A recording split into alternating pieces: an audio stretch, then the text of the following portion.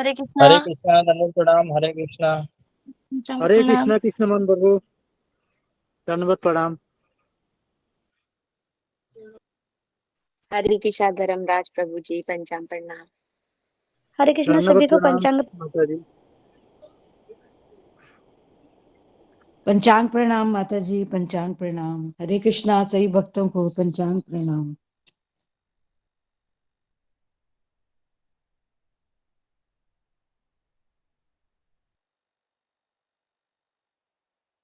हरे कृष्णा सभी भक्तों को पंचांग प्रणाम। कृष्ण प्रभु जी पंचांग प्रणाम। हरे कृष्णा सभी भक्तों को मेरी पंचांग प्रणाम। हरे कृष्णा सत्यानंद प्रभु जी पंचांग प्रणाम। हरे कृष्णा सत्या माता जी पंचांग प्रणाम। हरे कृष्णा आशिष प्रभु जी पंचांग प्रणाम। हरे कृष्णा सुश्री माता जी हरिलाल प्रभु जी पंचांग प्रणाम। सुधा माता जी पंचांग प्रणाम। हरे कृष्ण धर्मराज प्रभु जी, पंचांग प्रणाम सब पंचांग प्रणाम सभी को। हरे कृष्णा माता जी, पंचांग प्रणाम। हरे कृष्णा सभी भक्तों को पंचांग प्रणाम। सत्यवा हरे माता जी कृष्णा सभी को पंचांग प्रणाम। हरे कृष्ण हरे कृष्णा। हरे कृष्णा पंचांग प्रणाम। हरे कृष्णा रीमा माता जी सोमा माता जी पंचांग प्रणाम। हरे कृष्णा। सोमा माता जी। हरे कृष्णा सब जी, दंडवत प्रणाम जी माता जी। हरे कृष्णा। हरे कृष्णा सभी भक्तों को मेरा पंचांग चार्ज प्रणाम। नहीं था, तो वो थोड़ा चेंज कर सकते हैं। 12 तारीख ऐसा, 9 तारीख ऐसा है, तो उसको चेंज करके आप दूसरा कोई डेट देते तो बहुत अच्छा, मैंने वीक डेट में होता तो बहुत अच्छा होगा। इसमें गीता क्लास, गीता में क्या? हाँ, गीता क्लासेस।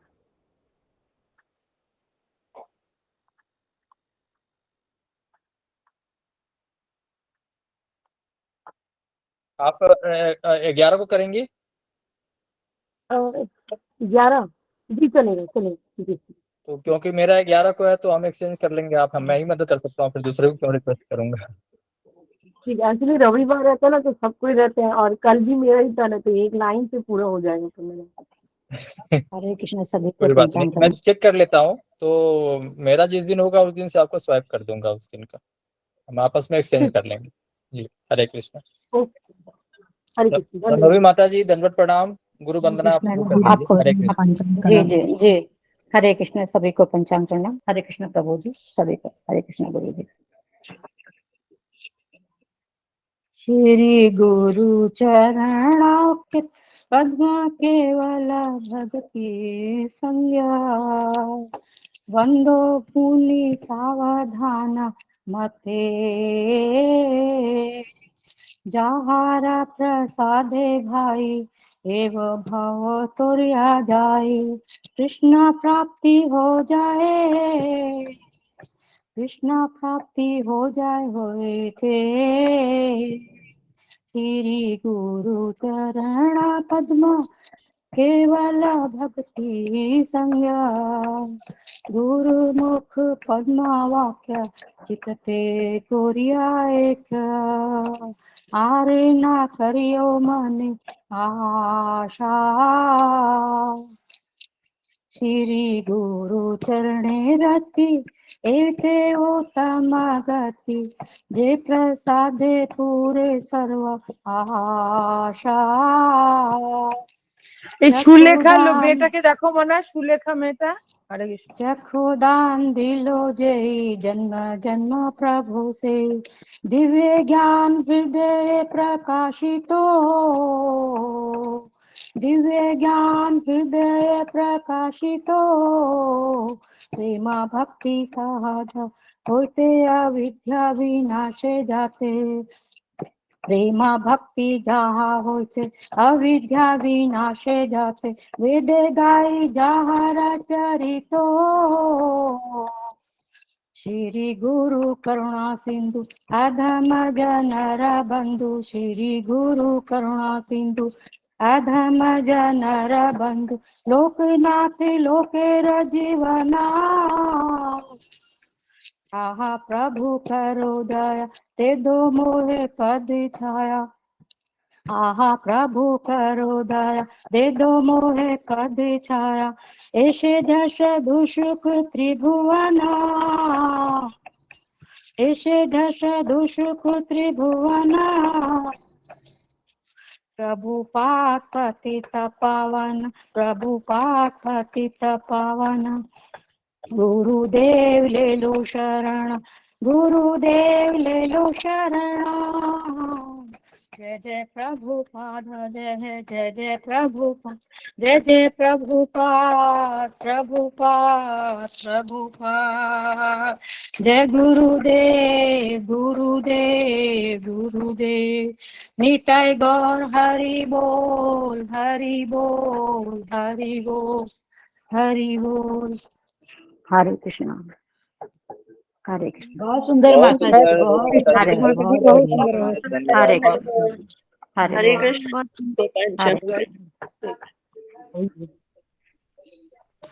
कृष्ण हरे। हरे कृष्णा कृष्ण कृष्ण हरे हरे हरे हरे राम कृष्ण राम गुरु राम हरे राम। हरे कृष्ण प्रणाम। हरे कृष्णा गुरु जी, पंचम प्रणाम। हरे कृष्णा गुरु जी, गुरु जी पंचांग प्रणाम। हरे कृष्णा गुरु जी पंचांग प्रणाम। पंचम प्रणाम गुरु जी, पंचम प्रणाम। सभी भक्तों को मेरा पंचम हरे कृष्णा पंचम गुरु प्रणाम जी गुरु जी, भक्तों पंचम को प्रणाम। हरे पंचांग कृष्णा। प्रणाम। हरे हरे कृष्ण। कृष्णा हरे सभी कृष्णा भक्तों गुरु जी, को राम हरे कृष्णा गुरु जी, दंडवत प्रणाम सभी हरे भक्तों को कृष्ण दंडवत गुरु प्रणाम। जी, पंचम प्रणाम। हरे कृष्णा गुरु जी, हरे कृष्णा सभी भक्तों को पंचांग प्रणाम। हरे कृष्णा सभी वैष्णवों को प्रणाम। सभी भक्तों को हरे पंचम कृष्णा सभी प्रणाम। भक्तों को पंचांग।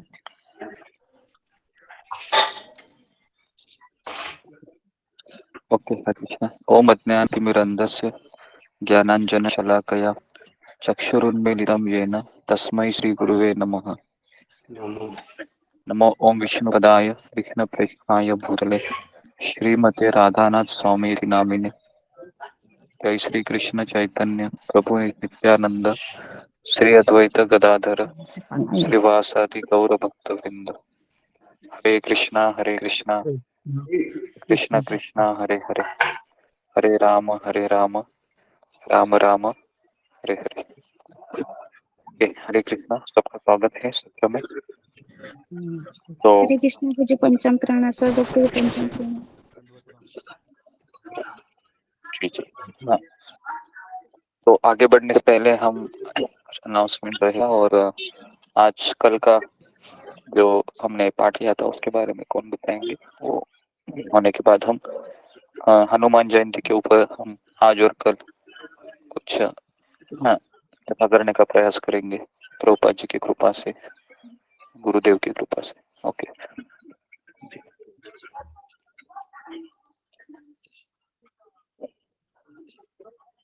कृष्ण मोहन प्रभु है क्या? जी गुरु जी, धन्यवाद प्रणाम गुरु जी। गुरु जी मेरे तरफ से कोई विशेष है नहीं, मेरे पास कोई ऐसा कुछ आज नहीं है, तो इसलिए मैं आपको रोका नहीं इसलिए। गुरु जी मैं कुछ धन्यवाद गुरु बोलना जी। चाहूंगी। हरे जी ओके, बोलिए शंभवती माता जी। जी, हरे कृष्णा सभी को पंचांग प्रणाम। हरे कृष्णा गुरु जी। ओम नमो भगवते वासुदेवाय। कल की चर्चा में 16 श्लोक तक हो गए थे, उसमें आपने बताया था कि 16 श्लोक हो गए थे और फिर अंतिम श्लोक में भक्ति करने का तरीकावत गोस्वामी जी बताते हैं कि भक्त की सेवा करने से महान सेवा हो जाती है, भगवान संतुष्ट हो जाते हैं। उदाहरण के लिए आपने माता पिता का उदाहरण दिया था और युधिष्ठिर जी का उदाहरण दिया था, किस तरह उनके भाई उनका अनुसरण करते थे, गलत चीज में भी उनका साथ देते थे। तो अगर हम भक्त की सेवा में लगेंगे तो कृष्ण हमें देखते हैं और भक्त पर, किसी भी भक्त की सेवा करने में यदि लगा है तो कृष्ण उन्हें कृपा देते हैं और अपनी भक्ति में आसक्ति देते हैं। जिससे कृष्ण की भक्ति में लगाव हो जाता है, वह संसार की सबसे अधिक धनवान व्यक्ति है। परीक्षित महाराज ने 7 दिन और 7 रात निरंतर भगवान की कथा सुनी और वासुदेव की कथा में ही मन को लगाया।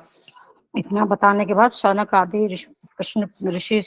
ऋषि प्रश्न पूछते हैं कि यदि हम भक्त की सेवा में लगेंगे इसके क्या परिणाम होंगे जीवन में। तो सूत जी 17वें श्लोक में बताते हैं, अगर हम भक्त की सेवा में लगेंगे उस समय भक्त की सेवा भौतिक इच्छाएं से हमारे हृदय से हटेंगी प्रत्येक, और कृष्ण की सत्यनिष्ठ हितकारी भक्तों के हृदय में भौतिक इच्छाओं को हटाते हैं। इससे हमारे अनर्थ हट जाते हैं। भगवान से भी अधिक भक्त की सेवा करनी चाहिए। परम पूज्य राधानाथ स्वामी जी का उदाहरण दिया था कि वो 5,000 6,000 भक्तों को ले जाते थे, तब कई भक्त उनके समीप नहीं जा पाते थे, भीड़ की वजह से उनके दर्शन नहीं होते थे। परंतु राधानाथ स्वामी जी कहते थे कि इतने भक्तों की सेवा उनसे कृष्ण से हमें, जितने भक्त ज्यादा होंगे उतने ही हमें सेवा का अवसर अधिक मिलेगा, क्योंकि यहाँ हम व्यक्तिगत अभिलाषाओं की पूर्ति के लिए नहीं आते, अपितु सारे संसार को कृष्णमय एकत्रित करने के लिए हम माध्यम बनते हैं। प्रभुपाद जी के आंदोलन में हम एक दास बनकर सेवा करें और हमारा यही भाव होना चाहिए, तब कृष्ण उस व्यक्ति को शक्तिशाली बना देते हैं और अद्भुत कार्य करवाते हैं। इसलिए हमें दासानुदास भाव अपनाना चाहिए।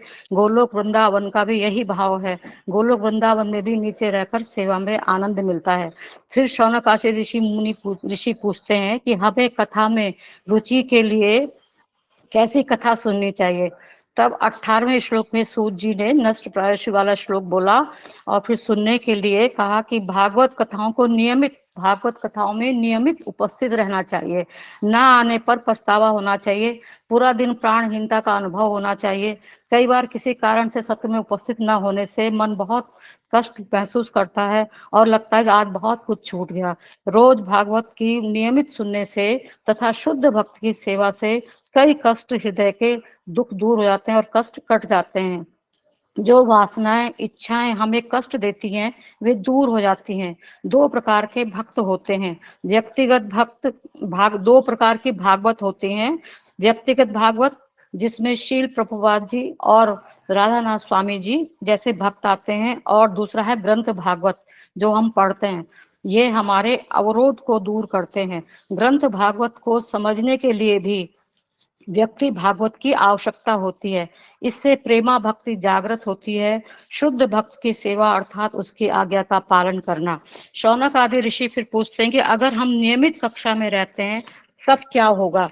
तब सूत गोस्वामी बताते हैं जो हृदय में प्रेमा भक्ति, जिससे हमारे हृदय में प्रेमा भक्ति जागृत होती है, तब काम, क्रोध, लोभ जो रजोगुण और तमोगुण से प्राप्त होती है, ये जो नरक के द्वार हैं, वह कक्षा में नियमित रहने से इस रजोगुण और तमोगुण की कमी हो जाती है, कम होते हैं। रजोगुण अर्थात स्त्री पुरुष आकर्षण, इच्छाएं इत्यादि। तमोगुण अर्थात आलस्य, क्रोध, निद्रा और अपनी मर्जी से जीवन जीना, ये सब चला जाता है। भक्ति करने पर भी ये गुण प्रभावी रहते हैं। जब तक प्रेमा भक्ति जागृत नहीं होती तब तक नियंत्रित करने के लिए इनको कक्षा में रहने चाहिए और इसको नियंत्रित करने के लिए इसका प्रयास करते रहना चाहिए। फिर जब सत्वगुण आता है तब हमें वह सुख, आनंद और ज्ञान देता है। फिर 20वें श्लोक में शौनक आदि ऋषि पूछते हैं कि यदि सत्वगुण आ जाए तब क्या होगा। तो सूत जी 20वें श्लोक में कहते हैं कि इससे सब प्रसन्नता आएगी। शुद्ध सत्व में स्थित होने पर भगवान के संसर्ग में मन प्रसन्न होगा, तब किसी प्रकार की खिन्नता नहीं रहेगी, क्योंकि भगवान का प्रेम प्राप्त होने पर संसार के कटु अनुभव पर भी प्रसन्न रहेगा, क्योंकि कृष्ण मिलने पर किसी भी समस्या को हंसते हंसते बचा लेते हैं। अभी हृदय में प्रेमा भक्ति न होने पर वह कटु अनुभव हमें परास्त करता है। समस्या आने पर हमारा मन कक्षा में भी नहीं लगता, परंतु कुछ चीजें समय पर छोड़ देना चाहिए और जो समय मिला है भक्ति का, इसे हमें नहीं खोना चाहिए। सारी समस्याओं का कारण हम कृष्ण को भूल गए हैं। व्यर्थ के विचार को एकत्रित करने में हमसे हमारी समस्या बढ़ती है। सत्वगुण बढ़ने पर हम कठिनाई को पचा लेते हैं। संसार की समस्याएं तांबे और लोहे के समान है, परंतु कृष्ण भक्ति हीरे के समान है। इसलिए भक्ति में आने पर व्यक्ति को सदैव प्रसन्नता रहती है। तब 21वें श्लोक में शौनक आदि ऋषि पूछते हैं कि सत्वगुण आ जाए, भक्ति का पालन भी कर रहे हैं, फिर क्या करना चाहिए। तो फिर सूत गोस्वामी जी बताते हैं, आपके हृदय की आसक्ति की गांठ कट जाती है, जिससे आप अथाह प्रेम करते हैं, उसे भूल नहीं पाते, परंतु भक्ति से वह संशय, यह गांठ कट जाती है। कृष्ण के प्रति संदेह समाप्त हो, कृष्ण के प्रति संदेह नहीं करना चाहिए। शिष्य, इसमें आपने एक उदाहरण दिया था, जो एक शिष्य ने प्रभुपाद से पूछा था, प्रभुपाद ने उसे समझाया था और बाद में यह कहा कि यदि तुम संदेह करोगे और फिर कृष्ण होंगे तब तुम्हें नरक जाना पड़ेगा, क्योंकि कृष्ण तो हमेशा रहे हैं, हमेशा रहेंगे, हमेशा से थे और हमेशा ही रहेंगे। हमें भ्रमित नहीं होना चाहिए।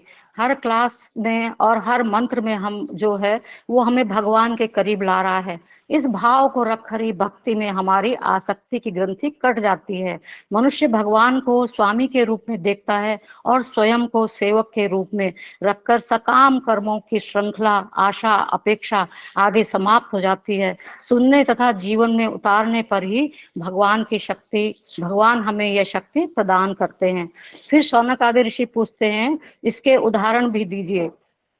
तब सूत गोस्वामी जी बताते हैं, ये अतोवय वाला श्लोक है प्रसिद्ध है। अनंत काल से सभी आध्यात्मिकवादी प्रसन्नता पूर्वक भगवान कृष्ण की भक्ति करते आ रहे हैं और करते रहेंगे। भक्ति आत्मा को प्रसन्न करती है। हमें में भी परिवर्तन आ जाता है। जब हम इसे स्वीकार करते हैं तब आनंद की अनुभूति होने पर ही हमारा नियम बच जाता है। और इसके लिए फिर उन्होंने अनेकों भक्तों का उदाहरण दिया, जिसमें रामानुजाचार्य, षड गोस्वामी आदि और रघुनाथ भक्ति विनोद ठाकुर, रघुनाथ दास गोस्वामी, माधवाचार्य जैसे अनेक भक्तों ने कृष्ण की भक्ति को स्वीकार किया। 3 गुणों के विषय में सूत गोस्वामी बताते हैं 23वें श्लोक में। सत्व रजस वाला श्लोक है। दिव्य भगवान की प्रकृति के 3 गुण हैं, सतोगुण, रजोगुण, तमोगुण। रजोगुण में जो ब्रह्मा जी जो हैं वो सृष्टि की उत्पत्ति करते हैं। सत्वगुण विष्णु जी का है और संहारक शिव जी जो है वो तमोगुण प्रधान है। इसमें सत्वगुण प्रधान विष्णु जी के सत्वगुण के अनेक अवतार हैं। मनुष्य विष्णु जी के शरण में जाए और मनुष्य को विष्णु जी की शरण में जाना चाहिए। फिर शौनक आदि ऋषि पूछते हैं, 3 गुणों का उदाहरण दीजिए, देकर हमें समझाइए, हमें इन्हें कैसे समझ सकते हैं। तब सूत गोस्वामी 24वें श्लोक में बताते हैं कि जिस तरह लकड़ियों में अग्नि रहती है, उसके बाद धुआं उत्पन्न होता है, धुएं से उत्तम अग्नि है। अग्नि से वैदिक यज्ञों को हम करके श्रेष्ठ लाभ प्राप्त करते हैं। रजोगुण और तमोगुण से उत्पन्न है जो रजोगुण और तमोगुण से यह उत्तम है सत्वगुण। यह सर्वश्रेष्ठ है क्योंकि सत्वगुण से ही मनुष्य परम साक्षात्कार कर सकता है। सत्वगुण के बिना भक्ति में आनंद नहीं मिलेगा। तभी ब्रह्म मुहूर्त में हम धन्यवाद जी अच्छा समय बहुत सुंदर माता जी, बहुत सुंदर, हरे बहुत कृष्णा हरे कृष्णा बहुत सुंदर हरे जी, कृष्णा हरे बोल, हरे कृष्णा। बहुत सुंदर माता जी, बहुत बढ़िया, बहुत बढ़िया। हरे बहुत सुंदर, हरे बहुत सुंदर। हरे कृष्णा सभी भक्तों को हरे कृष्णा गुरु जी पंचामृत। हरे कृष्णा। धन्यवाद प्रणाम। हरे कृष्णा, हरे गुरु जी कृष्णा, गुरु जी, एक अभी जस्ट हरे कृष्ण जी। नेहा तिवारी महाराज जी ने अभी डाला था, उनकी दादी सास हैं, तो उनकी तबीयत बहुत ही खराब है और डॉक्टर ने भी जवाब दे दिया है। तो अभी जस्ट उन्होंने चैट बॉक्स में इसको लिखा है, तो उनके लिए प्रार्थना करें कि जो भी उनको भगवान उनके लिए निर्णय लें, तो भगवान उनके लिए थोड़ा फेवर करें कि अपने चरणों में उनके अपने जगह पर। जी जी। तो ओके, तो नेहा तिवारी की जो दादी है, उनके अंतिम समय का मैसेज आया है, ऐसा उन्होंने लिखा है। तो जो भी उनका गंतव्य होगा, है ना, तो हम चाहते हैं कि उनका सारे भक्तों से प्रार्थना है कि उनके लिए प्रार्थना कीजिए कि उनका अगला जन्म है वह किसी भक्त परिवार में हो, ताकि उनकी भक्ति है वह भगवान के चरणों तक उनको ले जाए, है ना। तो हम 3 बार हरे कृष्ण महामंत्र बोल के उनके लिए प्रार्थना करेंगे। हरे कृष्णा हरे कृष्णा हरे कृष्ण कृष्णा, कृष्ण हरे कृष्णा, हरे कृष्णा, हरे राम कृष्ण हरे हरे राम हरे, हरे राम हरे राम कृष्ण राम, हरे हरे कृष्ण कृष्ण हरे कृष्ण हरे हरे राम कृष्ण राम हरे राम, राम हरे हरे हरे, कृष्ण हरे हरे कृष्ण हरे कृष्ण कृष्ण हरे राम राम हरे राम, राम हरे हरे। हरे कृष्ण, हरे कृष्णा गुरु जी पंचांग प्रणाम। हरे कृष्णा सभी भक्तों पंचांग प्रणाम। तो सब लोग अपने कैमरा को ऑन कीजिए, है ना। जिसका कैमरा ऑफ रहेगा उसको रिमूव किया जाएगा। ओके, तो सभी कैमरा ऑन होना कंपल्सरी है। तो कल हनुमान जयंती है और हम सबको पता है कि भगवान श्री कृष्ण के परम भक्त रहे हैं हनुमान जी। तो 2 दिन हम हनुमान जी की कथा करेंगे और हम वाल्मीकि रामायण से पढ़ रहे हैं। तो वाल्मीकि रामायण में है ना, तो 6 से 7 खंड है। उसमें से जो सबसे सुंदर कांड है ना, सुंदर कांड को सुंदर क्यों कहा गया है? उसमें हनुमान जी की लीलाएं है ना, इसके लिए उसको सुंदर कांड कहा गया है। तो पहली बार मैं सुंदर कांड में से पढ़ रहा हूँ। तो हालांकि मैंने स्वयं पढ़ा है, लेकिन इस तरीके से है ना प्रवचन में सुंदर कांड में से पहली बार कर रहा हूँ। लास्ट टाइम हमने हनुमान जयंती के ऊपर किया था कि मुझे याद नहीं है, लेकिन इस दौरान हमने तो सोचा कि हनुमान जयंती है, तो कल शाम को मेरे मन में आया कि प्रभु रामचंद्र के परम भक्त हनुमान जी की कथा में करनी चाहिए। तो टॉपिक हमने ये लिया है कि हनुमान जी वह जो प्रभु रामचंद्र की सेवा थी। प्रभु रामचंद्र की सेवा क्या थी? कि सीता मैया का खोज करना है।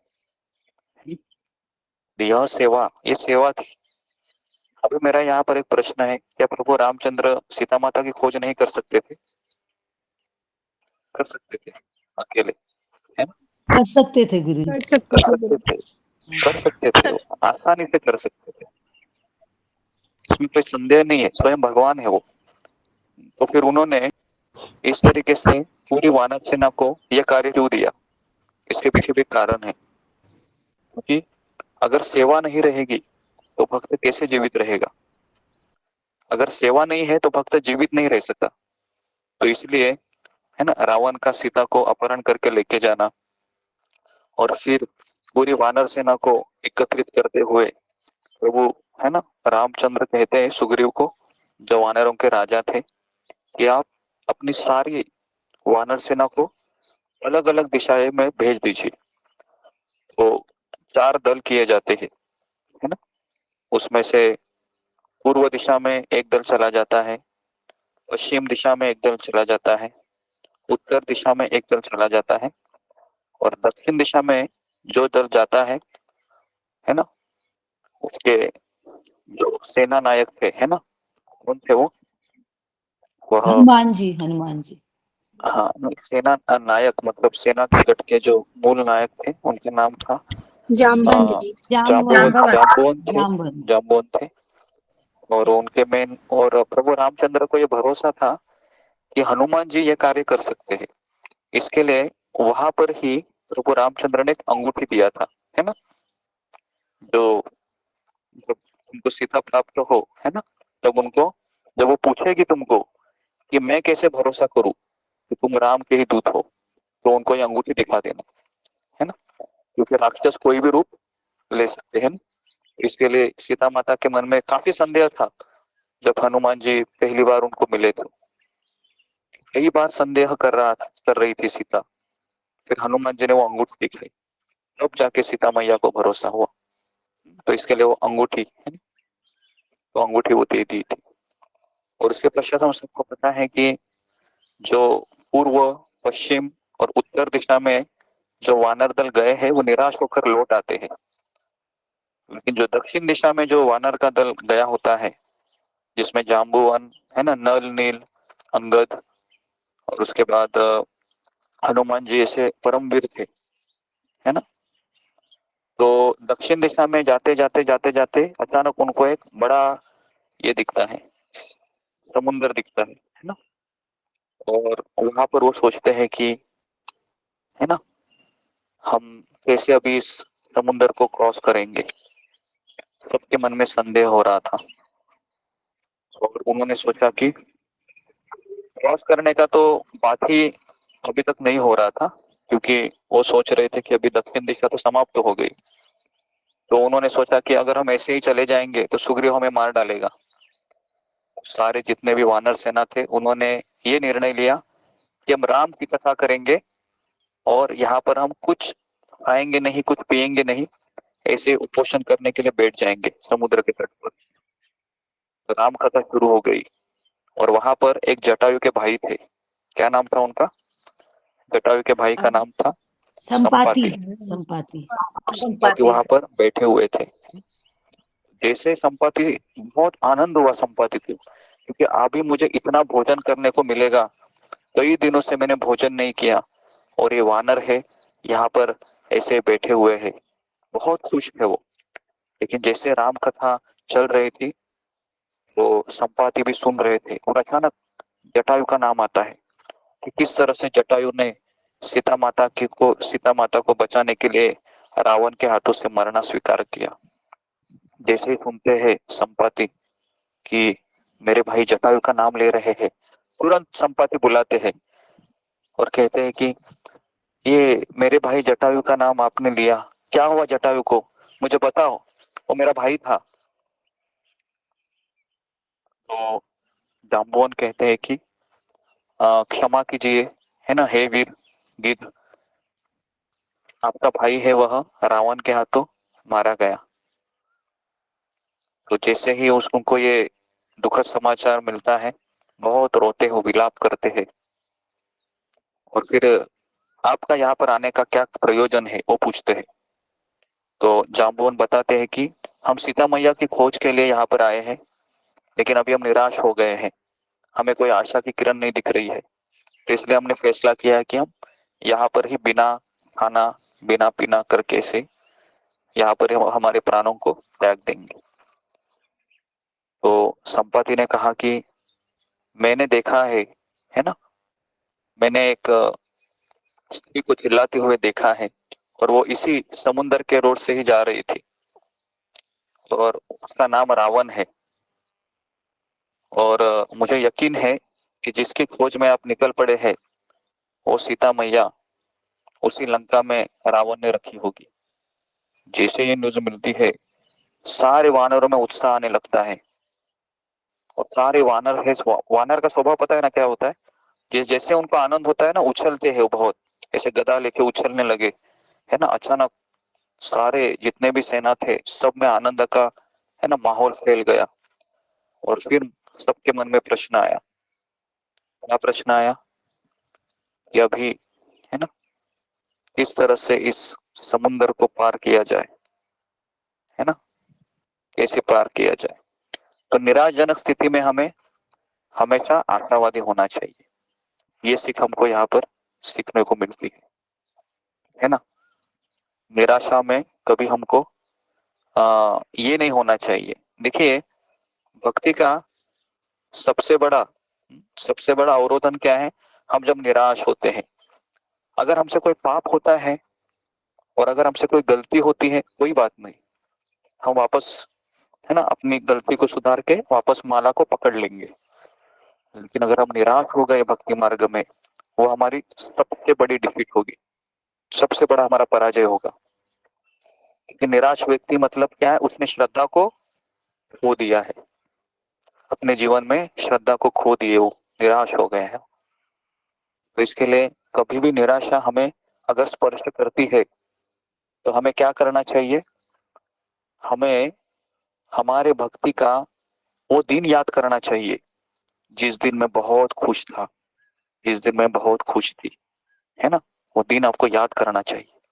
वो दिन याद करके आपको लगेगा नहीं, भक्ति में बहुत आनंद है ना। ये सोल्यूशन है। अगर आप निराश हो गए भक्ति में तो आप वो दिन याद कीजिए जिस दिन आपने प्रवचन सुना था और आप बहुत खुश हुए थे, या फिर, है ना, या फिर आप यात्रा आए थे, या फिर आपने कोई, है ना, आपने भजन गाया था या आपने साक्षात्कार दिया था, उस दिन बहुत खुश थे।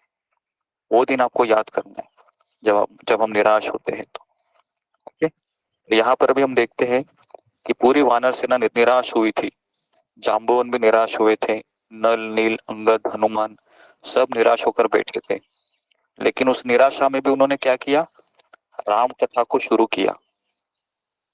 उस निराशा में उन्होंने राम कथा को शुरू किया। तो ये उनका प्लस पॉइंट था। इसलिए निराशा में भी हमको क्या करना चाहिए? भले ही इच्छा हो, इच्छा नहीं हो, फिर भी हमको कृष्ण को पकड़ के रखना है ना। भले मेरी इच्छा नहीं है अभी सत्संग सुनने की, बहुत बोरिंग लग रहा है, कोई बात नहीं, यही मेरे जीवन का लक्ष्य है, पकड़ के रखूंगा। समझ में आ रहा है? तो इसके लिए फिर ये जब इन्होंने राम कथा शुरू किया, तुरंत राम ने कौन सी कृपा किया? संपाति को भेजा, है ना। एक संपाति आ गए और संपाति ने कहा जिसके लिए तुम यहाँ पर बैठे हो ना, मैं तुम्हारा काम कर दूंगा। और जैसे उन्होंने मैसेज दिया सीता कहाँ पर है, तुरंत निराशा में क्या हुआ? आशा की किरण प्रज्वलित हो गई। इसके लिए कभी हमको निराश नहीं होना चाहिए। लेकिन उसके बाद भी क्या हुआ? ये पहली निराशा थी, अभी पता चला है कि सीता कहाँ पर है, लेकिन वापस दूसरी निराशा ने उनको घेर लिया। क्या वो थी कि समुंदर था वो 100 योजन दूर था, है ना। लंका है वो 100 योजन दूर थी। 100 योजन मतलब 1 योजन कितने मील का बराबर होता है? 8 मील का, 8 मील। और 1 मील मतलब एक 1.7 या 8 किलोमीटर होता है।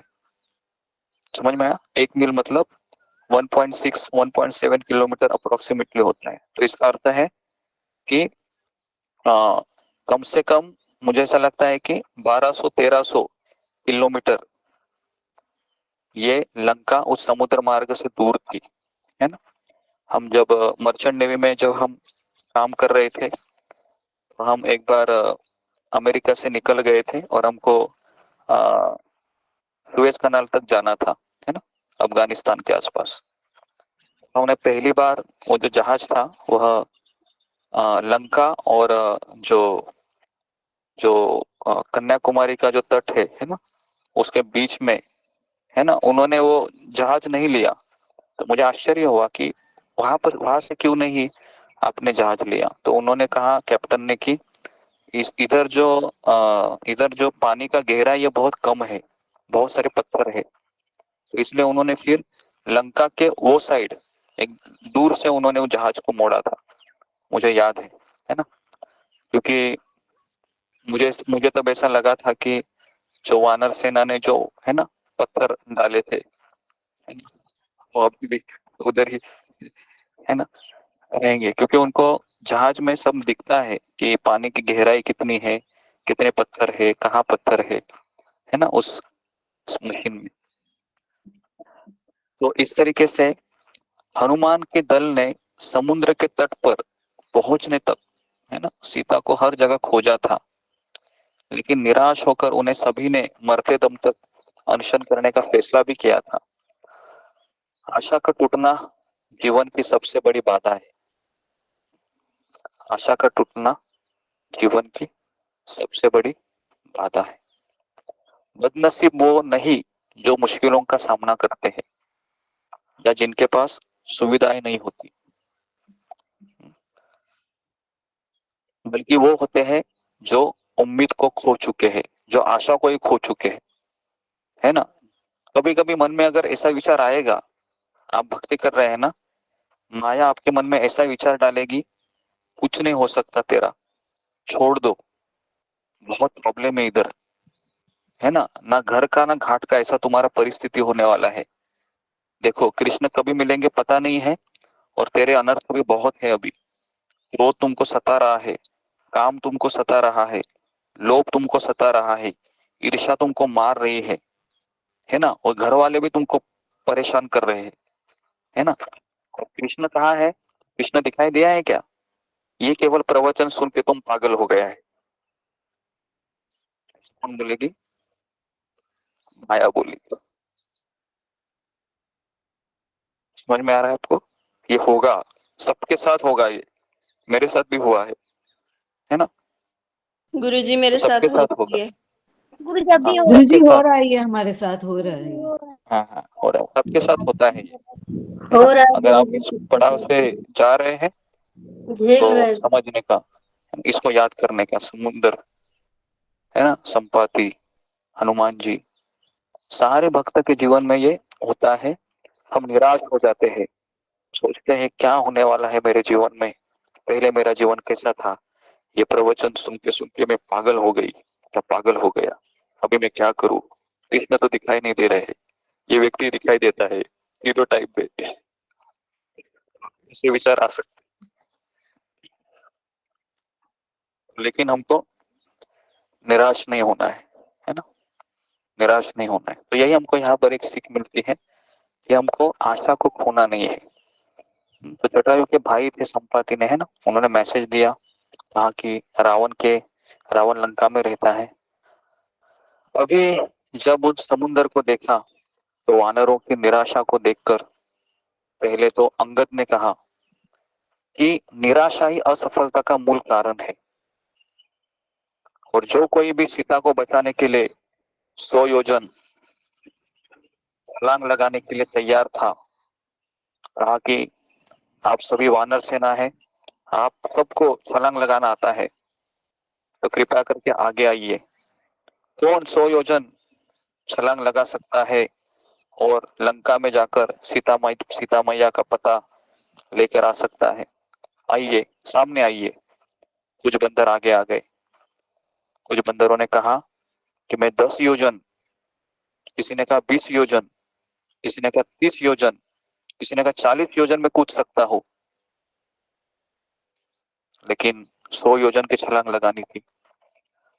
फिर अंगद ने कहा मैं 100 योजन छलांग लगा सकता हूं, लेकिन वापसी में मुझे संदेह लग रहा है, शायद मैं वापस नहीं आ पाऊंगा, इसके लिए मुझे इतना आत्मविश्वास नहीं लग रहा है। फिर जो वानरों में वरिष्ठ वानर थे, उनका नाम था जाम्बुवन।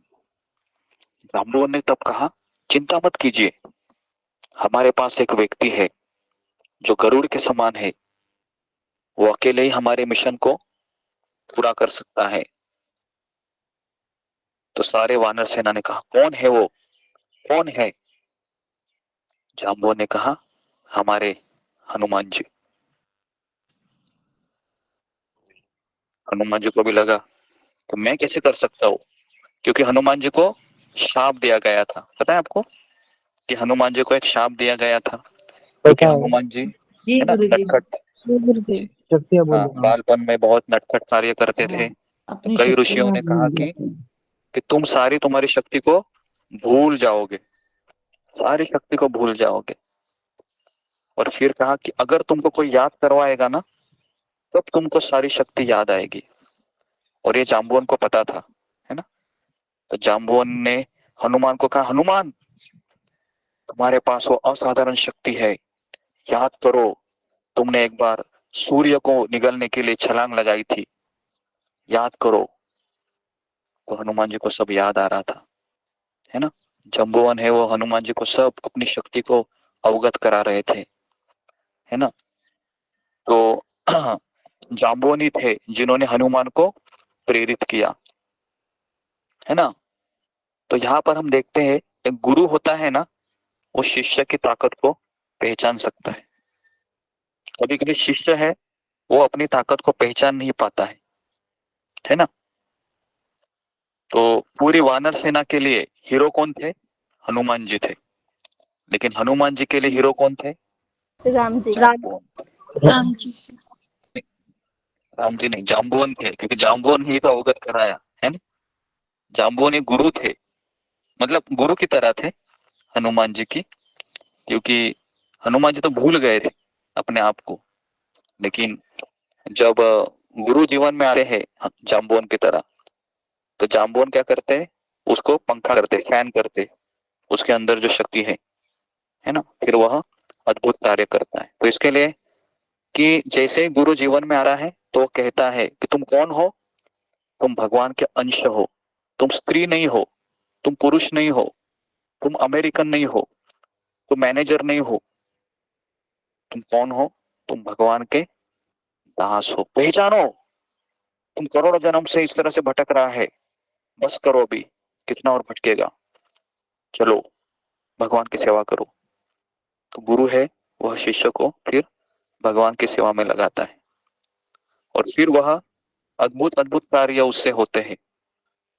जैसे ही हनुमान ने जाम्बुवन की बातें सुनी, अपना एक विशाल रूप विस्तारित करना शुरू किया, और जब निराश बंदरों को भी, है ना, प्रोत्साहित करने के लिए उन्होंने अपनी महिमा की बात की। कहा कि हनुमान जी कहे, मैं बिना रुके मेरू पर्वत के 1000 बार चक्कर लगा सकता हूँ। समुन्द्र के जल के छींटे मारकर मैं सारे संसार को जलमग्न कर सकता हूँ। मैं गरुड़ की 1000 बार परिक्रमा कर सकता था, क्योंकि वह आकाश में उड़ता था। मैं लंका के पूरे शहर को उखाड़ सकता हूँ। जैसा ही कहा हनुमान जी ने, सारे बंदर है वो एक्साइट हो गए। तो कभी कभी एक निराश व्यक्ति को बहुत जरूरी है आश्वासन देने के लिए एक बुद्धिमान व्यक्ति किसी की शक्तियों के बारे में घमंड कर सकता है, लेकिन झूठे गर्व के बिना। तो इसके लिए अगर कोई व्यक्ति निराश है अपने जीवन में, है ना, तो उसको आप कह सकते हैं, पहले तो अगर आप निराश है ना, तो आपको बात करनी चाहिए। अगर आपको लगता है मैं निराश हूँ और मैं अपने आप ही मैं सक्षम हो जाऊंगा, कितने सारे उदाहरण हैं हमारे सत्र में ही। एक बार माला छूट गई, 2 दिन अगर आपने माला छोड़ दी, मैं गारंटी देता हूँ तीसरे दिन आप माला को उठा नहीं पाओगे। और अगर आप उठाएंगे ना, तो भी 16 माला नहीं होगी, 4 माला 6 माला करके आपको लगेगा ये बहुत बड़ा बोझा मेरे गुरु ने दिया है मुझे, ऐसा आपको लगने लगेगा। तो इसके लिए जिस दिन आपकी माला नहीं होती है, आपको उसी दिन किसी से परामर्श करना चाहिए। किसी एटलीस्ट ऐसे आपको सहपाठी भक्त से भी फोन कर सकते हैं, है ना, जो हमेशा आपको दिखता है सत्संग में, आप उनसे भी विचार विमर्श कर सकते हैं। लेकिन अगर आप अकेले हैं और आप सोचोगे मैं अकेला ये सब कर पाऊंगा, मैं अकेली ये सब कर पाऊंगी, तो ये आपका भ्रम है, क्योंकि आप माया को अकेले टक्कर नहीं दे सकते। समझ में आ रहा है? माया को हम अकेले टक्कर नहीं दे सकते। केवल माया को अगर हमको टक्कर देना है, तो हमको कृष्ण का आश्रय लिए हुए भक्तों की संगति में ही हम ये कार्य कर सकते हैं। तो इसके लिए जैसे ही हनुमान जी ने कहा कि मैं पूरे लंका को उखाड़ सकता हूँ, सारे बंदर बहुत निराश थे, लेकिन हनुमान जी जिस तरह से बोले, सब लोग एक्साइट हो गए। वही हनुमान फिर क्या किए, फिर वह ऐसा कहा जाता है कि वह कौन सा वो पर्वत था जहां पर वो चढ़े, तो वो पर्वत था महेंद्र पर्वत था। महेंद्र पर्वत के वहां पर चढ़े हो, कि छलांग लगाई थी ना, छलांग लगाने के लिए मैनाक पर्वत था। महेंद्र पर्वत मैनाक में तो वो पर्वत, रहते थे, किष्किंधा के महेंद्र पर्वत के। महेंद्र पर्वत के समतल प्रदेश में खड़े हुए हनुमान जी, है ना। हाँ, यहाँ पर तो वाल्मीकि रामायण में तो मैनाक पर्वत है, वो एक्चुअली मैनाक करके वो अंदर आता है, लगता है मुझे समुद्र के अंदर आती है मैनाक जी पर्वत, जो जी गुरु जी, समुद्र के है ना, अंदर उनको बैठने के लिए कहते हैं मैनाक पर्वत, है ना, कि तुम अभी विश्राम करो करके। तो मुझे लगता है वो मैनाक पर्वत आप जो बोल रहे हैं ना, वो बीच में उनको लगता है। तो वह कि वाल्मीकि रामायण से मैं पढ़ रहा हूँ, तो ये सच ही होगा। महेंद्र पर्वत पे जाते हैं वो, जो जिसमें बड़े बड़े हाथी भरे हुए रहते हैं, और हनुमान जी वहां पर गए। सबसे पहले उन्होंने क्या किया, सबसे पहले उन्होंने प्रणाम किया, आशीर्वाद लिया, है ना।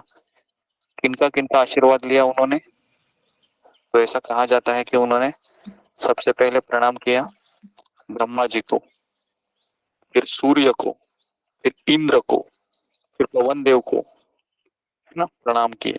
तो ये बहुत जरूरी होता है ना। यहाँ पर हम एक सीख सकते हैं कि कोई भी कार्य शुरू करने के पूर्व सबसे पहले हमें प्रणाम करना चाहिए। हमारे वरिष्ठ गुरु है, आचार्य है ना। अगर हम बिना प्रणाम किए अगर हम जाएंगे और अगर हम वो संपन्न करके आएंगे, तो हमें क्या लगेगा, किसने किया ये सब, मैंने किया।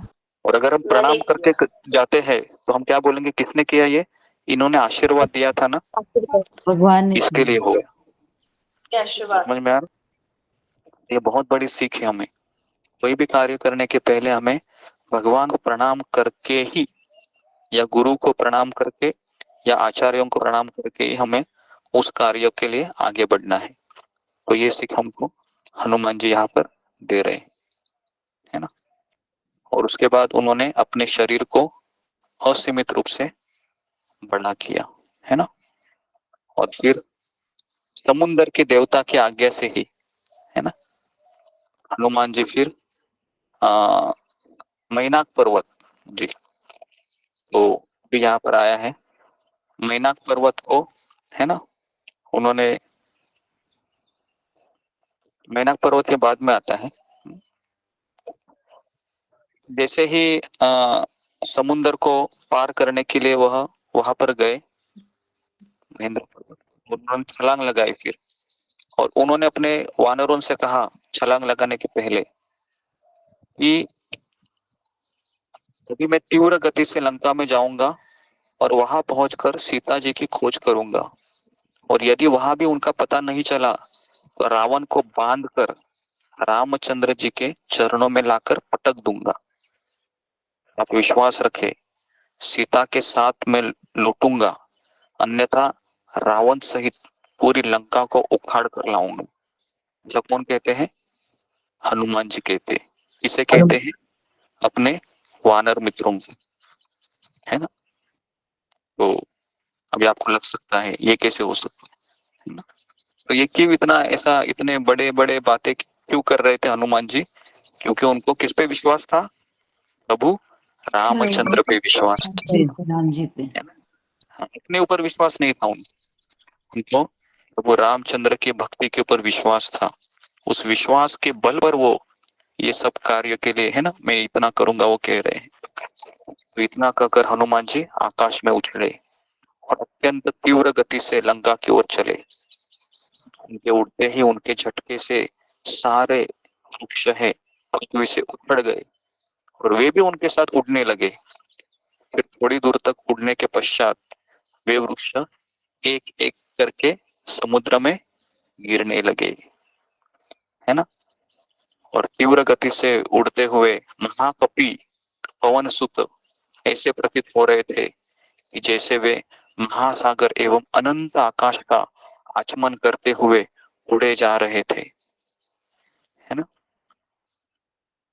तो अभी हनुमान के अद्भुत बल और पराक्रम की परीक्षा करने के लिए देवता, गंधर्व, सिद्ध और महर्षियों ने नाग माता, क्या नाम था उनका?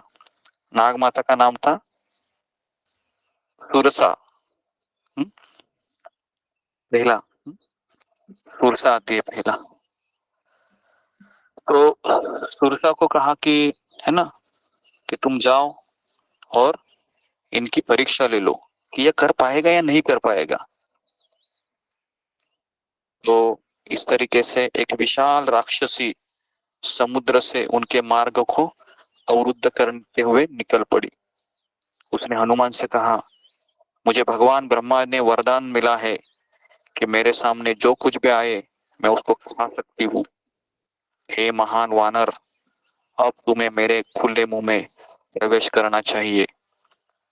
हनुमान ने हाथ जोड़कर कहा, मैं भगवान राम की पत्नी सीता देवी को खोजने के मिशन पर हूँ,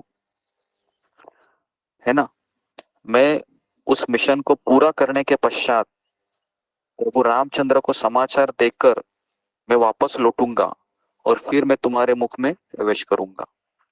लेकिन सुरसा ने कहा, हनुमान, तुम अगर एक बार मेरे मुंह में प्रवेश करे और उसके बाद अगर तुम वापस आ जाते हो तो मैं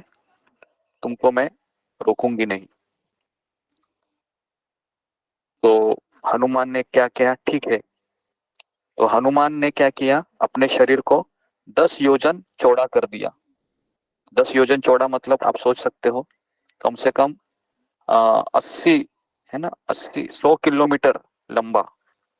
100 किलोमीटर आप सोच सकते हो, है ना। 100 किलोमीटर इतना मुंह खोल दिया उसने, है ना।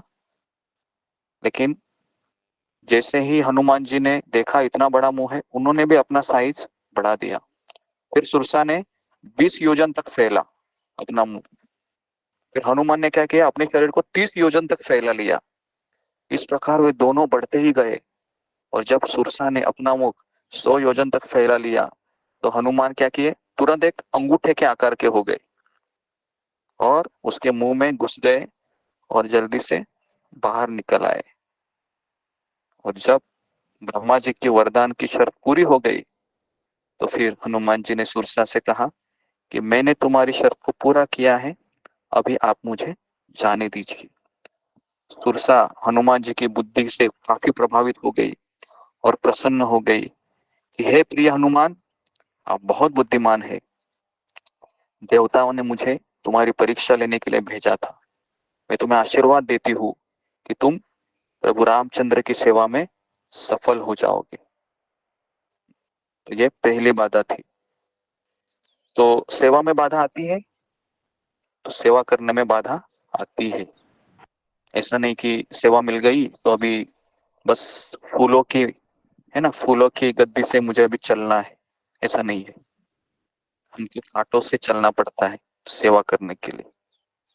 तो ये सीख हमको यहाँ पर हनुमान जी के, है ना, समुद्र छलांग से एक सीख हमको मिल रही है सुरसा से कि सेवा में बाधा आती है तो हमें क्या करना चाहिए, बुद्धिमानी से उस बाधा को पार करके आगे बढ़ना चाहिए, है ना। इसके लिए भक्तिविनोद ठाकुर कहते हैं कि सेवा सुख दुख परम संपद। जो सेवा करने में मुझे सुख और दुख मिलता है वही मेरी परम संपदा है। क्यों? क्योंकि अगले लाइन में लिखते हो नाशयते अविद्या दुख, क्योंकि अविद्या का नाश हो रहा है। भले ही सुख दुख मिल रहा है मुझे सेवा में, लेकिन मेरे अंदर जो अविद्या है उसका नाश हो रहा है। तो इसके लिए भक्त के लिए सेवा मिलना ये उसके जीवन में हीरा मिलने से भी, हीरा तो कुछ नहीं उसके सामने, भगवान मिलने की तरह है। क्योंकि भगवान की सेवा देखो, इस सेवा करने के लिए पूरे वानर सेना निकल गई है लेकिन सेवा भी हर कोई कर नहीं पाता है और हनुमान जी ही उस सेवा को संपन्न करते हैं। कभी कभी जब हम अपने लक्ष्यों को दूसरों के सामने स्पष्ट करते हैं, जो हमें बाधित करने की कोशिश करते हैं, वे हमें भड़काने की भी कोशिश करेंगे, है ना। अगर आप उनको कहेंगे कि मुझे ये सेवा मिली, मुझे करने दो, तो वो आपको भड़काएंगे भी कि ये क्यों कर रहे हो, क्या होने वाला है इससे। लेकिन एक बुद्धिमान व्यक्ति ऐसे लोगों के साथ किसी भी तरह की प्रतिस्पर्धा में नहीं पड़ता है या बहस नहीं करता है। तो व्यक्ति को समय पर बुद्धिमत्ता और मन की उपस्थिति देखनी चाहिए, दिखानी चाहिए, है ना। हनुमान ने अपने मिशन में बाधा डाले बिना बड़ी चतुराई से सुरसा को संतुष्ट किया। तो इसके लिए कृष्ण भक्त बड़ा चतुर होता है। चतुर का अर्थ क्या है, वो अपना काम भी कर लेता है और सामने वाला व्यक्ति को भी अपने पॉकेट में डाल देता है। समझ में आ रहा है आपको कि कृष्ण भक्त है वो चतुर होता है, अपना माला भी करवाएगा वो और सामने वाले को भी क्या करेगा कि मैं आपका ही हूँ, मैं कहाँ कृष्ण का हूँ। समझ में आ रहा है। इसके लिए वो जो उदाहरण है जो रूप गोस्वामी देते हैं ना, जिस पत्नी का, है ना, कोई बॉयफ्रेंड होता है तो घर के सारे काम अच्छे करती है वो, लेकिन उसकी नजर कहाँ रहती है, उसकी नजर उसके रहती है कि कब मैं उसके लिए मिलने जाऊंगी, है ना। तो ऐसा हमको होना चाहिए, बुद्धिमान होना चाहिए। कृष्ण भक्त कभी भी मंद बुद्धि नहीं होता है। ऐसा नहीं बोलता अरे ये लोग तो मेरे से भी स्मार्ट है, मेरे से कुछ माला वगैरह होगा नहीं, नहीं। वो अपनी बुद्धि को, है ना, और शार्प करता है, शास्त्र पढ़ाई करता है ना। तो इस तरीके से पहला जो बाधा है वो हो जाता है। अभी दूसरी बाधा आती है। तो जैसे ही कुत्ते हैं तुरंत हनुमान, है ना, समुद्र देवता ने उनकी सहायता करने की इच्छा किया आकाश में, तो तुरंत पानी से मैनाक पर्वत आ गया और मैनाक पर्वत ने हनुमान जी को कहा कि आप प्रभु रामचंद्र की सेवा करने के लिए जा रहे हो, तनिक मुझे भी आपकी सेवा करने का अवसर दो। मैं चाहता हूँ कि आप मेरे ऊपर विश्राम करो, ये मेरा आदेश है, कृपया करके, है ना, आप मेरे मेरी जो सुविधा है उसको आप अपना लो। तो पहले इंद्र ने राक्षसों को पाताल क्षेत्रों से पृथ्वी की यात्रा करने से रोकने के लिए मैनाक पर्वत को समुद्र के अंदर रखा था, इंद्र ने, है ना। अब समुद्र देवता की आज्ञा से मैनाक ने कहा कि मैं आपकी, है ना, आपका यात्रा को और सुविधाजनक बनाने के लिए यहाँ पर आया हूँ। तो हनुमान ने बोला, मैं आपसे विनती करता हूँ कि आप कुछ देर रुके, है ना। उन्होंने कहा हनुमान से कि आप थोड़ी देर रुके और मेरा आतिथ्य स्वीकार करें, है ना। तो हनुमान ने उत्तर दिया, कृपया मुझे क्षमा करें, मेरा समय बहुत कम है, मैं आपका आतिथ्य स्वीकार करने से रोकने का साहस नहीं कर सकता, लेकिन अब भी मेरे पास समय बहुत कम है, पूरी वानर सेना है, मेरी राह देख रही है, और अभी मैं भगवान की सेवा में जा रहा हूँ, तो मेरा लक्ष्य अभी भी बाकी है, तो मैं सुख सुविधाओं को स्वीकार नहीं कर सकता, मुझे क्षमा कीजिए। और फिर मैनाक को ऐसे स्पर्श करते हैं ऐसे, और निकल जाते हैं हनुमान जी। तो इससे हमको एक चीज यहाँ पर हमको सीखने को मिलती है कि आप सेवा करोगे ना तो आपको बहुत सुख सुविधा मिलेगी, है ना। बहुत सुख सुविधा मिलती है आपको, लोग आपको क्या क्या देंगे, है ना, फूलों की माला पहनाएंगे, बहुत कुछ करेंगे, है ना। लेकिन हमें अपने गुरु की सेवा है, रूपा जी की सेवा है, उस मिशन पे हमको लगे रहना है। कभी हमको उस सुविधाओं के चक्कर में अपने को भूल जाना नहीं है ना। तो यहाँ पर एक बड़ी सीख हमको मिलती है। तो ये दूसरी सीख है। कितने सीख अभी तक हमने कवर किए हैं, कोई मुझे बताएगा आप में से किसी ने लिखे हैं? जी, पांच पांच पांच सीख हो गए। Okay, very good. तो पहली सीख कौन सी थी, बताइए जरा। निराशा का, निराशा, ओके। निराश नहीं होना चाहिए, आशावादी होना चाहिए, वेरी गुड। समय आशावादी होना चाहिए, और हमें पहली, निराशा में हमें भगवान को पकड़ के रखना है, तोड़ना नहीं है, वो एक है। और एक हमें आशा को खोना नहीं चाहिए, निराशा ही असफलता का हमारा कारण होता है भक्ति मार्ग में। और एक गुरु की ही अपने शिष्य शक्ति क्या है वो याद को जम्मू वंश से मिलते हैं। गुरु हमें मालूम करवाते कि हम कहाँ कौन है, नहीं तो हमें इस दुनिया में, इस जगत में क्यों आए हैं ये हमें पता नहीं पड़ता है, मालूम नहीं पड़ता है, और इधर हमारा कार्य क्या है, एक है। और हमें अगर माया से टक्कर देना है तो हमें कृष्ण के आश्रय और गुरु के आश्रय लेकर ही रहना है। Very good. और हमें अभी हमने और एक सीख कौन सी देखी कि हमें सुख सुविधाओं को अपनाना नहीं है सेवा करते समय, है ना। कोई भी कार्य शुरू करने से पहले प्रणाम करना। हाँ हाँ, वो भी एक सीख थी, वेरी गुड। हाँ, कोई भी गुरु जी कार्य एक शुरू ये भी करने है, से पहले, सेवा में बाधा आती है, हाँ हाँ जी जी, ये भी है, बाधा बहुत सारे लेसन। बुद्धिमानी से काम बुद्धिमानी से करना बाधा को दूर करना चाहिए। जी जी जी, मुझे लगता है 5 से भी ज्यादा हो गए ना, 6-7 हो गए। भक्त बहुत साथ चतुर होता है, अपना काम बना लेता है, कृष्ण क्या नुकसान पहुंचाए। जी जी जी जी, तो ये बहुत जरूरी शिक्षा है। देखो कितने कितने शिक्षाएं मिल रही है हमको, है ना, सुंदर, है ना, सुंदर कांड से। तो इसके लिए हनुमान जी का ये सुंदर कांड बहुत लोग पढ़ते हैं इसको रामनवमी के दिन, या अभी हनुमान जयंती आने वाली है कल, है ना, काफी लोग है वह, है ना, सुंदरकांड पढ़ते हैं, क्योंकि सुंदरकांड इतना सुंदर है कि भक्त की लीला है ना उसमें। तो इसके लिए रामायण में भक्त की लीला है हनुमान जी, उसको सुंदरकांड कहा गया है। तो इसके लिए हम हनुमान जी के बारे में, अगर मैं अभी आपको एक कथा बताता हूँ, सेवा के रिलेटेड ही है, ध्यानपूर्वक सुनिए। तो एक बार, है ना, एक बार सारे लोगों ने कंप्लेंट किया हनुमान जी के बारे में कि हनुमान जी ना बहुत सेवा करता है, ये हमें कभी सेवा करने का अवसर ही नहीं देता है। तो फिर अयोध्या में लक्ष्मण जी ने एक लिस्ट बनाई और उसमें सारी सेवाएं उन्होंने रख दी कि भगवान को चामर डुलाने का सेवा ये भक्त करेगा, उसके बाद ये व्यक्ति इसका सेवा करेगा, ये व्यक्ति ये सेवा करेगा। और वो लिस्ट है वो राज दरबार के बाहर लटका दिया। और हनुमान जी आ गए और हनुमान जी ने देखा कि वहां पर उस लिस्ट में मेरा नाम ही नहीं है, उस सेवा लिस्ट में मेरा नाम ही नहीं है। तो बहुत निराश हो गए वो, है ना। और जिसने वो लिस्ट बनाई थी लक्ष्मण जी के पास गए, अरे आपने मेरा नाम ही नहीं डाला है इसमें सेवा लिस्ट में, ये क्या हो गया, है ना। तो लक्ष्मण ने कहा कि तुमने बहुत सेवा की है, अभी हमने सोचा कि अभी आपको हम आपको आराम देंगे, है ना, आपने बहुत सेवा की है। तो हनुमान जी को लगा मेरे साथ कुछ साजिश हो गई लगता है। तो हनुमान जी ने ना सारा सेवा अच्छे से पढ़ लिया और उसमें एक सेवा नहीं लिखी थी। वो कौन सी सेवा थी? जब चुटकी बजाने वाले, चुटकी बजाने चुटकी वाले। बजाने वाले सोते हैं तो चुटकी बजाते हैं। जमाई चुटकी आएंगे बजाने तो चुटकी बजाएंगे। प्रभु रामचंद्र जब जमाई देंगे, है ना, ऐसे, तो चुटकी बजाने का सेवा नहीं लिखा था, है ना।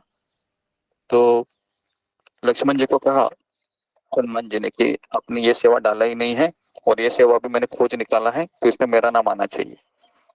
अभी जैसे ही देखा कि हनुमान जी तो बहुत ही स्मार्ट है ना, तो फिर हनुमान जी का नाम उस लिस्ट में डाल दिया गया और देखा कि अभी राम जी के साथ हमेशा हनुमान रहा करते थे। तो लक्ष्मण ने पूछा तुम्हारे सेवा का टाइमिंग क्या है? तो हनुमान जी ने कहा देखो भैया, चुटकी है वो कभी भी जम्बाई वो कभी भी आ सकती है ना, उसका कोई समय नहीं होता है। तो उसके लिए मुझे प्रभु रामचंद्र के समय हमेशा के लिए रहना जरूरी है ना। तो इस तरीके से हनुमान जी ने अपनी सेवा है ना बना ली। तो इसको कहते हैं ना सेवा, सेवा का कितना जरूरी है ना। प्रभु रामचंद्र के साथ उन्होंने फिर हमेशा के लिए, है ना। और एक कथा आपको बताता हूँ हनुमान जी के बारे में कि आ, हनुमान जी हमेशा प्रभु रामचंद्र के साथ रहते थे, लेकिन एक बार हनुमान जी प्राइवेट कक्ष में दरवाजा था वहां पर टक टक किए, तो सीता मैया ने दरवाजा खोला। हनुमान जी ने कहा कि मुझे प्रभु राम के साथ रहना है अभी। तो सीता ने कहा कि अभी अभी सेवा का समय खत्म हुआ है, अभी मेरी सेवा है ना, और हम दोनों अकेले ही रहेंगे, तुम अभी चले जाओ यहाँ से। तो अभी हनुमान जी तो वानर थे, है ना। तो हनुमान जी ने प्रश्न पूछा सीता मैया को कि मैं क्यों नहीं अभी रह सकता हूँ। तो भी सीता मैया ने सोचा इस वानर को भी मैं कैसे बताऊं। तो सीता ने कहा कि मेरे मांग में एक सिंदूर दिख रहा है ना, ये सिंदूर मैंने लगाया है ना, तो इसके लिए मैं ही यहाँ पर रह सकती हूँ, तुम नहीं रह सकते। तो जैसे हनुमान जी को पता चला कि सिंदूर लगाने से मैं रह सकता हूँ, तो फिर हनुमान जी बाहर गए और इतना सिंदूर लगा कर आ गए और सीता को बताइए देखो मैंने पूरे कितना शरीर में सिंदूर लगा लगाया लिया। है। आवाज नहीं आ रही गुरु जी आपकी। इस तरीके से आ रही है आ रही है, आ रही है। जी। आ रही है, तो आवाज तो आ रही है। जी जी, तो आ इस रही तरीके है। से मतलब आप सोच सकते हो कि क्या भावना है हनुमान जी का, है ना। वो ये नहीं देख रहे हैं कि लोग क्या कहेंगे, पूरा अपना पूरा ऐसा सिंदूर डाल के आ गए और खड़े हो गए सीता के साथ। और जब सीता ने देखा तो इतनी हंस रही थी वो, बाप रे, बोल रहे थे कि ये हनुमान ऐसा कर सकता है। तो ये दोनों कथा है, अचानक मुझे याद आ गई तो मैंने आपके सामने बता दिया, ठीक है। तो जी, तो अभी मैं और 5 मिनट बताता हूँ फिर हम रोक देते हैं इसको। तो इसके बाद फिर दो दो चीजें हो गई, सुरसा हो गई और मैनक पर्वत हुआ। उसके बाद जैसे ही हनुमान जी, है ना, अपने रास्ते में आकाश में छा गए, अचानक वे आगे नहीं बढ़ सके। उन्होंने देखा कि कोई मुझे रोक रहा था। उन्होंने बहुत अपने हाथ पैर हिलाए लेकिन आगे नहीं बढ़ रहे थे। उसने पहले सोचा कि वह अपनी ताकत खो रहा है, लेकिन बाद में उन्होंने जब नीचे देखा इसे, तो देखा एक भयानक विशाल जीव, है ना, समुद्र से निकल रहा था। और वो कौन थी? सिंहिका राक्षसी यही थी, का, यही का जिन्होंने राक्षस। हनुमान की छाया को पकड़ लिया था। तो सिंहिका हनुमान को निगलने के लिए अपना मुंह को चौड़ा कर लिया, है ना। और हनुमान ने भी अपने शरीर का विस्तार बड़ा किया, लेकिन महसूस किया कि उसका मुंह अभी भी काफी चौड़ा है। फिर तेज बुद्धि वाले हनुमान ने अपनी रणनीति को उलट दिया और अचानक खुद को एक छोटे रूप में सिकोड़ लिया और सिंहिका के मुंह में घुस गए और उसके दिल को टुकड़े टुकड़े कर दिया और उसके शरीर से बाहर आ गए।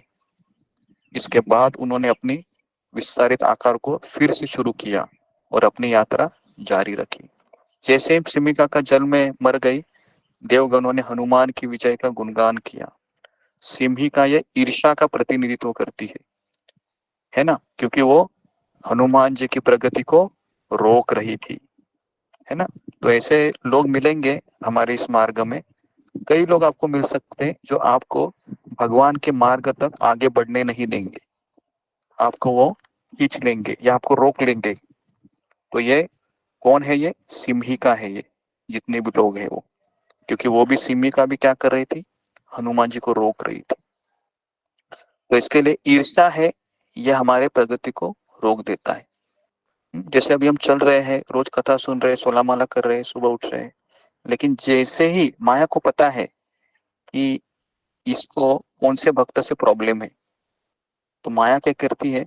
उसी भक्त के बारे में ईर्ष्या है आपके मन में डाल देती है, और जैसे ही डालने के पश्चात क्या होता है? जब जब वो भक्त दिखेगा वो मल्टीप्लाई होते जाता है ना, वो ईर्ष्या।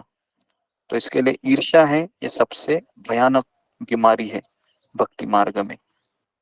और गीता में भगवान अर्जुन को ये कहते हैं, मैं तुम्हें ये ज्ञान इसलिए दे रहा हूं क्योंकि तुम ईर्ष्या नहीं करते, ईर्ष्यालु नहीं हो। ओके, तो इस तरीके से हनुमान जी सभी बाधाओं को पार करते हुए लंका नगरी में पहुंचे। तो अभी मैं यहाँ पर रुक रहा हूँ, है ना। तो 100 योजन का उन्होंने छलांग लगाई और हनुमान को तनिक भी थकान महसूस नहीं हुई, क्योंकि उनका हृदय भगवान राम के प्रति प्रेम से भर गया था। उनका शरीर, उनका मन, उनकी बुद्धि राम की सेवा में लगी हुई थी, है ना। तो इसके लिए भक्त कभी थकता नहीं है, क्योंकि उसके इरादे निस्वार्थ होते हैं और वो राम की प्रसन्नता के लिए उन्होंने छलांग लगाई थी। तो इसके लिए भक्त कभी थकता नहीं है। और जिस तरह हनुमान को आराम प्रदान करने वाला मैनाक, ईर्ष्यालु, सिम्हिका, सुरसा, ये 3 बाधाएं थी, लेकिन हनुमान जी ने उसको सफलतापूर्वक पूरा किया। तो उसी तरह से एक साधक भी अपनी आदतें, अपनी मानसिकताओं के साथ संघर्ष करता हुआ भगवान की सेवा में आगे बढ़ता रहता है। वो संघर्ष करने के लिए थकता नहीं है वो। तो इसके लिए हमको कभी थकना नहीं चाहिए। इस मार्ग में हमेशा हमको नई उम्मीद, है ना। हर एक दिन जब निकलता है, हर एक सूर्योदय निकलता है, तो हमें क्या सोचना चाहिए? क्या सोचना चाहिए हमें? भगवान मुझे और एक दिन का अवसर दे रहे हैं कि मैं और एक दिन में 16 माला करूं, और एक दिन में कथा सुनूं। कितने भगवान मेरे ऊपर दयालु है, ये हमको सोचना चाहिए, है ना। तब जाके हम, है ना, रोज रोज रोज रोज करने से हमको हमेशा यही सोचना चाहिए, कृष्ण मुझे और एक अवसर दे रहे हैं, है ना। तो यहाँ पर मैं रुकता हूँ।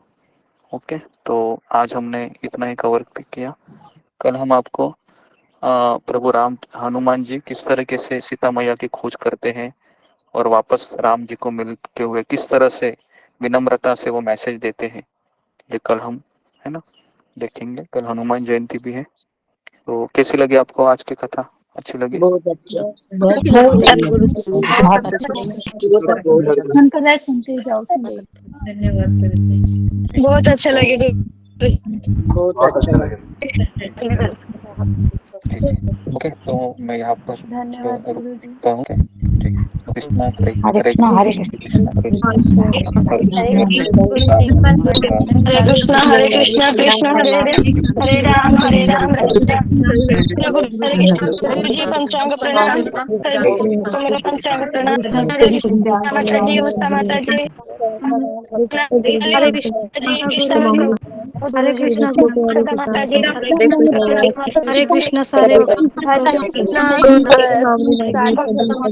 प्रणाम।